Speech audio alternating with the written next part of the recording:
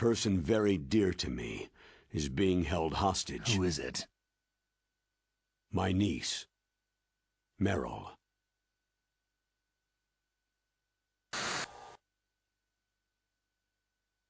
What was your niece doing there? Several soldiers were reported missing the day of the revolt, and my niece was one of those called in as an emergency replacement.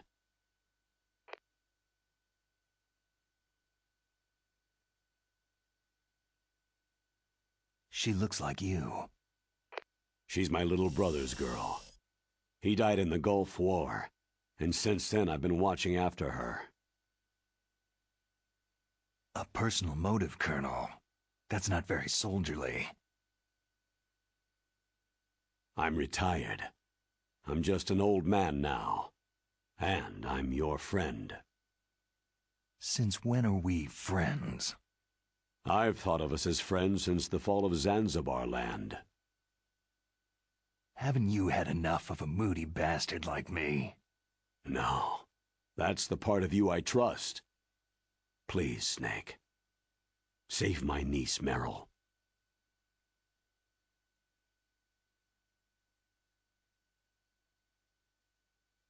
All right.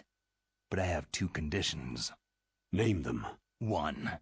No more secrets between us. I want complete disclosure at all times. And 2, I'll only accept orders directly from you, Colonel. No cutoffs involved, okay? Agreed. That's why I was called. But one thing. What?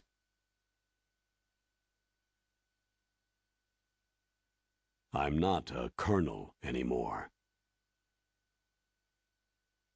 Just a retired old warhorse. I understand, Colonel.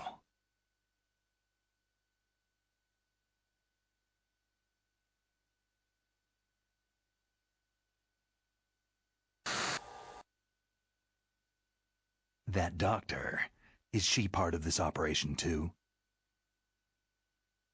She was in charge of Foxhound's gene therapy. She knows more about those men than anyone else. So, she's used to seeing men naked. Make no mistake, I'm not a nurse, I am a scientist. By the way, what was that injection for? It's a combination of nanomachines and an anti-freezing peptide so that your blood and other bodily fluids don't freeze, even at subarctic temperatures. Nanomachines? Not just one kind either. There are different types which will replenish the supply of adrenaline, nutrition, and sugar in your bloodstream. Now I don't have to worry about food. I also put some nootropics in there. Say what? Nootropics, a class of drugs which will help improve your mental functioning. It'll make me smarter, huh? Anything else? Yes. It's a type of stimulant. It'll keep you alert and responsive for 12 straight hours. That was quite a cocktail. Anything else in there? Those nanomachines will also keep your Codex batteries charged up. I guess I can call you when I'm ready to go on a diet. You're welcome.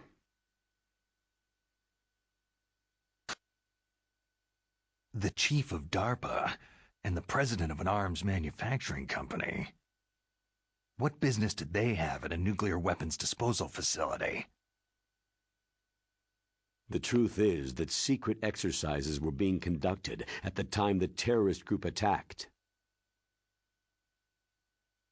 Must be extremely important exercises if those two were directly involved. Were they testing some kind of new advanced weapon? I'm not privy to that information. Do we know exactly where they're being held? The DARPA chief has also been injected with a mini-transmitter. As you get closer, you should be able to pick up his location on your radar.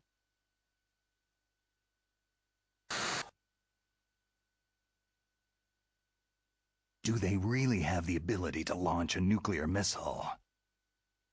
They say they do. They even gave us the serial number of the warhead they plan to use. Was the number confirmed? I'm afraid so. At the very least, they've got their hands on a real nuclear warhead. Isn't there some kind of safety device to prevent this type of terrorism?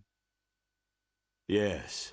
Every missile and warhead in our arsenal is equipped with a PAL, which uses a discrete detonation code. PAL?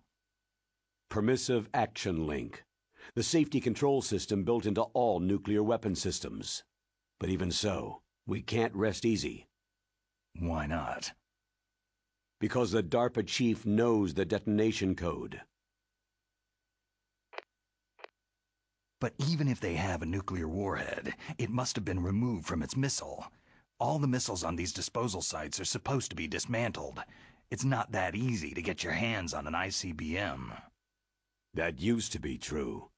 But since the end of the Cold War, you can get anything if you can pay the money.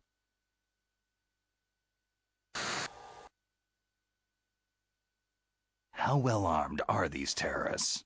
I know there was an exercise going on at the time they revolted. They're heavily armed, I'm afraid. What about their battle experience? The 6 in charge are plenty tough. After all, they're foxhound people. Hey, you're gonna make me blush. The others are next-generation special forces. They're not your average grunts either.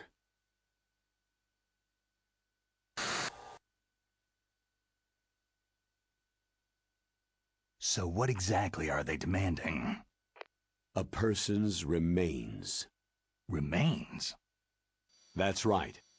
To be more accurate, cell specimens which contain the individual's genetic information.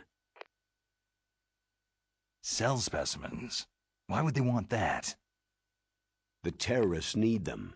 You see, these next-generation special forces have been strengthened through gene therapy. Genes? Strengthened? You've heard of the Human Genome Project. They've been mapping the human genome and they're nearly finished. Following up on this research, the military has been working towards identifying those genes which are responsible for making effective soldiers.